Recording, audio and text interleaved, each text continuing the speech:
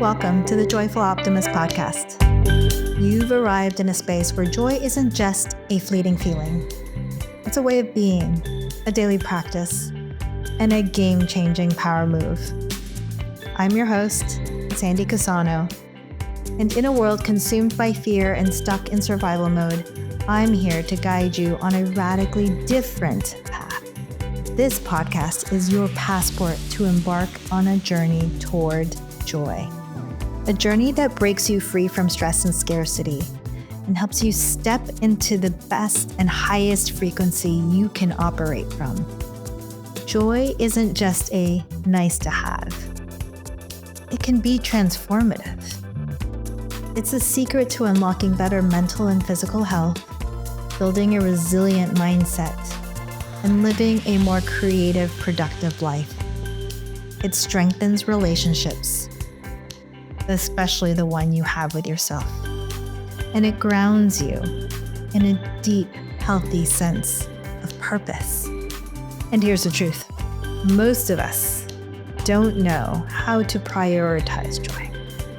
That's why this podcast exists, to help you not just learn about joy, but to live it. This is your invitation to reclaim the joy you deserve, renew your connection to the optimism within you, and rejoice in the life you are intentionally designing. So let's stop waiting for joy. You have permission to break free from old thought patterns, right here, right now. Let's begin.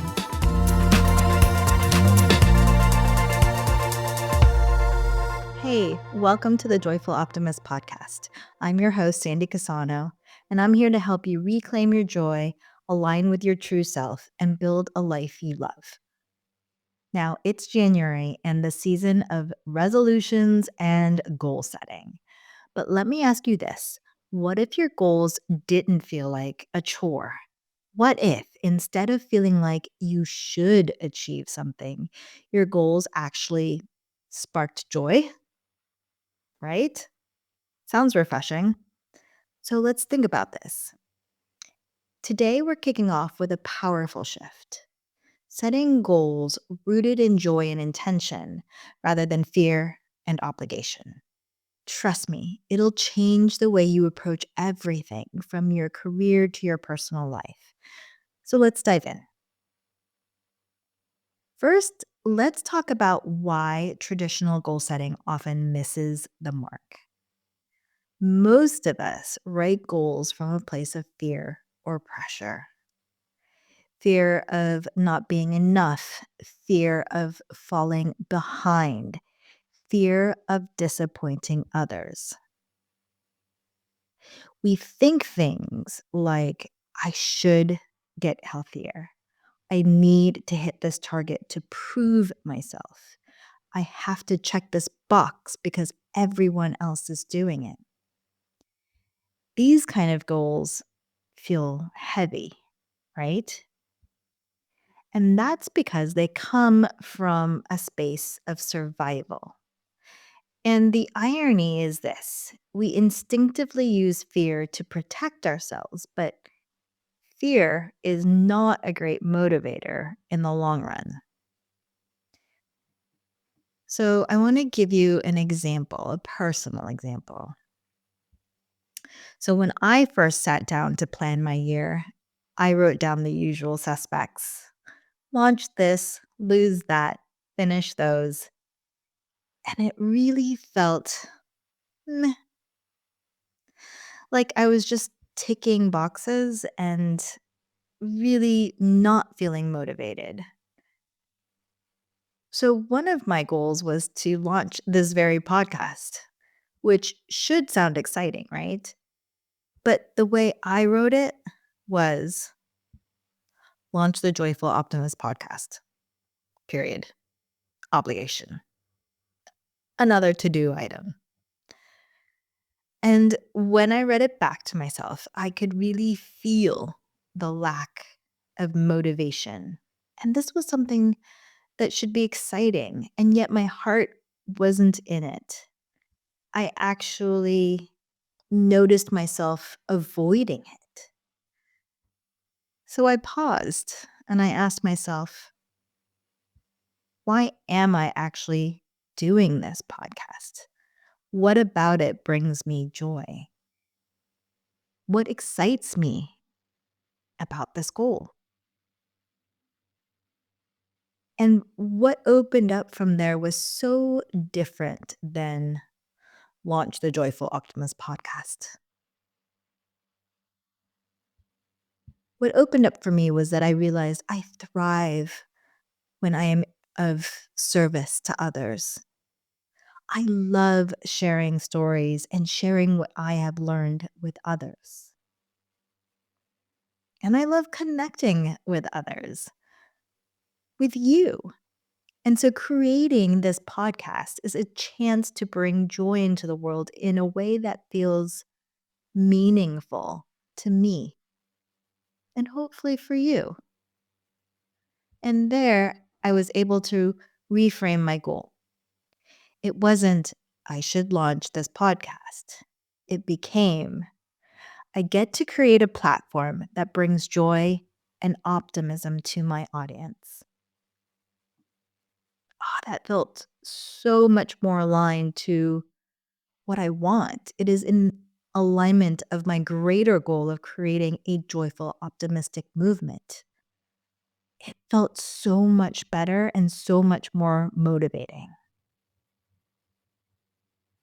So here's the thing. We're going to talk about the SAGE mindset and the foundation for joyful goals. Before we jump into the framework, there's an important step we can't skip, and I call it getting into SAGE mindset. So, in the work of positive intelligence, the SAGE is the part of us that sees possibility, creativity, and joy. It's the exact opposite of when we are in survival mode, which is where fear and obligation live. So I will get into the science behind joy in later episodes, but laying a small bit of the foundation here for you that there is a part of the brain that you want to be in when setting goals, which is your PFC, your prefrontal cortex. And why is this important? It's because your PFC is where you're capable of making executive decisions. It is where you can spark your creativity, where you are most agile in your thinking, versus your survival brain, where your amygdala is, where your main priority and function is to, you probably guessed it, survive, just plainly survive. So getting into your SAGE mindset is really critical when setting goals because it allows your whole self, your mind, your heart, your thoughts, your body to operate from a place of clarity and creativity. So, how do you do it? It could be something deep like a 12-minute meditation, at least 12 minutes. It could be longer. Or something simple like listening to your favorite music, stepping outside for fresh air, or even just taking a moment to express gratitude. For me, drinking my hot water and just focusing on the sensations of this one act. So here is my water bottle.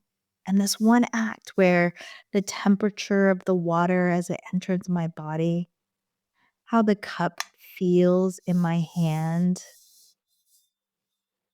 the smoothness, the texture, the sound of my breath between sips.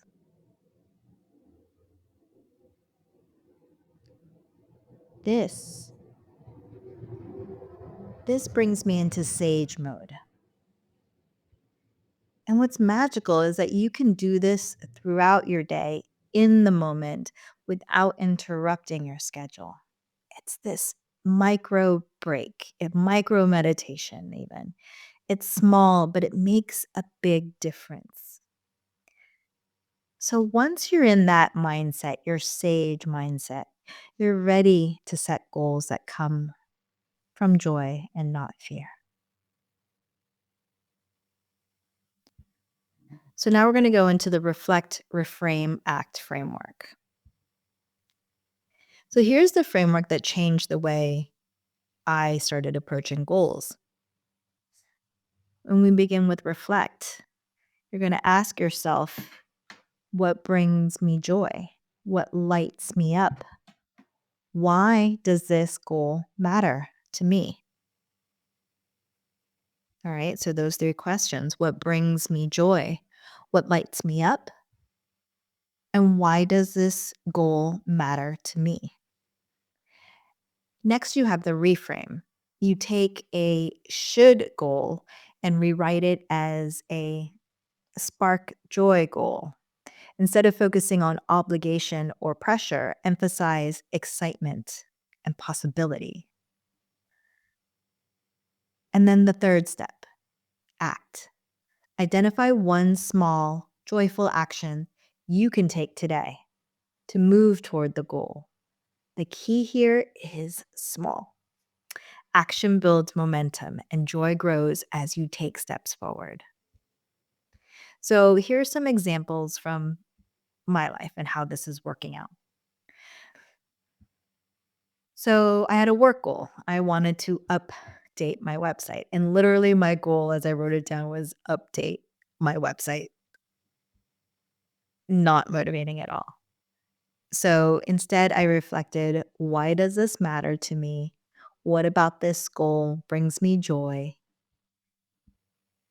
And what came up here was that I want to create a site that is inviting and uplifting, as well as create a safe space for sharing and growth for my audience. And so in my reframe, my goal is I am transforming my website into a joyful, welcoming space for my audience that is safe and inviting. And my act, the third thing that I do every day as I work on my website, is I say this reframe goal every time before I do anything on my website. So I have it on a little postie right in front of me, and I just read it and absorb it. I am transforming my website into a joyful, welcoming space for my audience that is safe and inviting. And then I go into the process of updating my website, and it really puts me in this aligned space where when I'm working, I am much more in a place of joy rather than a place of task orientation. So here's another example. This one probably will sound familiar, but let's take the classic health goal. I need to lose X pounds. I have been saying I need to lose 10 pounds for as long as I can remember, just forever. It's the same goal every year. And guess what? It the needle doesn't move, and what's the definition of insanity? Doing the same thing over and over and expecting different results. Like, I have come to realize I've been setting this goal for myself and I'm not making a dent in it. And it's it's a chore. It has constantly and it always felt like a joy. A chore, sorry, not a joy. Opposite of joy. So here again, taking the step one, reflect, asking myself, what about this actually brings me joy? What if I were to achieve my outcome? And even in the process, what about this goal brings me joy? What is exciting for me? And so instead, I asked myself, what would make me feel more alive? What would waken up this goal for me? And it was honestly this understanding, a deeper understanding that I wanted to feel lighter and stronger. I wanted to add years to my life because recently I learned that for every minute of exercise, you can add up to 5 minutes to your lifespan. So instead of setting a goal where I'm losing something, I realize I could set a goal where I'm gaining more life.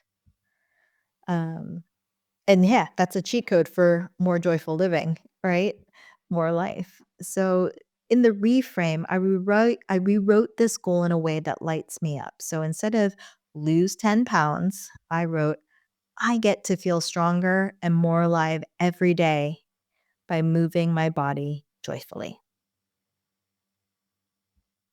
And the act that I take, the small act that I take every day is that I put my hand on my heart and take 10 breaths and feel 10 heartbeats and express gratitude for the body that I have before every workout, whatever the size, 5 minutes, 30 minutes. This comes into practice. Oh, and then what I do is I also stack on what I get to what, and I stack on this um, reward. So I get to watch some of my favorite shows only while I'm on the treadmill. So um, for me, it's Antique Roadshow, Anthony Bourdain's No Reservations, and some Jamie Oliver cooking shows. But for you, it could be totally different. But these small actions matter, right? And joy really builds momentum. So injecting joy into my workout really helps me and motivates me to keep going every day. And the last example I want to share with you is just a personal one because, our lives are multidimensional, right? So we have goals that kind of surround and fulfill our lives in many ways. So my personal goal is that, well, I'm getting married, right? In March. And when you listen to my goal, and this might sound familiar to those of you who have done this before or will be doing this, but I literally wrote plan my wedding. Ugh, it sounds so dead end, plan my wedding. And so again, I reflect what fills my heart about this. What do I want to feel? And is, why does this matter? And it recentered me to understand that it's not about planning my wedding. It's about celebrating love with my love in a magical place that's surrounded in beauty, like Hawaii. So in the reframe, my goal is I'm preparing a day filled with love, joy, and beauty to celebrate our story. And so my act, as I activate into my goal, I ask myself the question, does this make me feel in love and enjoy when I am doing any part of my planning? And I also created a vision board. So I took some time to create a vision board of what I wanted to experience and see and give me visual cues rather than work off a checklist. All right. So here's the takeaway and challenge for you. So now it's your turn. Here's your challenge. Pick one goal you've written for the year and use the reflect, reframe, act framework. And I'm just going to repeat it here for you with reflect. You're going to ask yourself the questions: what brings me joy about this goal? Why does it matter? Why is this important? And in the reframe, you're going to write it as a spark joy goal versus a should goal. So asking yourself, how can I reframe it to spark excitement within myself? And then in the act, you're going to identify one small joyful step that you can take toward that goal today. What small joyful action can I take today to move closer to my goal? if you want to dive deeper into the process of goal setting, you can come to my website, joyfuloptimist.com, and download my authentically aligned workbook. It will help you identify goals that are more value based than obligation based. It's packed with exercises to help you set goals that feel energizing and meaningful to you. And if this episode resonated with you, leave me a comment or question. I'd love to hear from you. I also invite you to join my community at joyfuloptimist.com/community, which is the best way to find me and stay connected. You can also find me on Instagram, TikTok, YouTube, and leave me a comment there. So wherever you are, I hope I am there. And till next time, friends, stay in joy.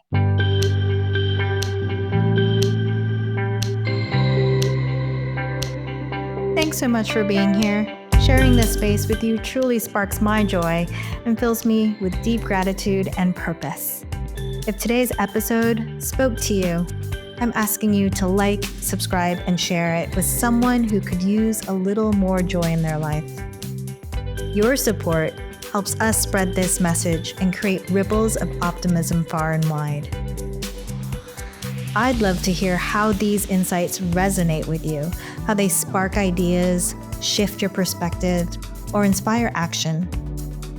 And if you have questions or want to go deeper, I'm always here to connect. I warmly invite you to join my community, joyfuloptimist.com/community. Together, we can clear this path for more joy, deeper connection, and a life that feels extraordinary and intentional. Until next time, keep choosing joy. It's the most powerful move you can make.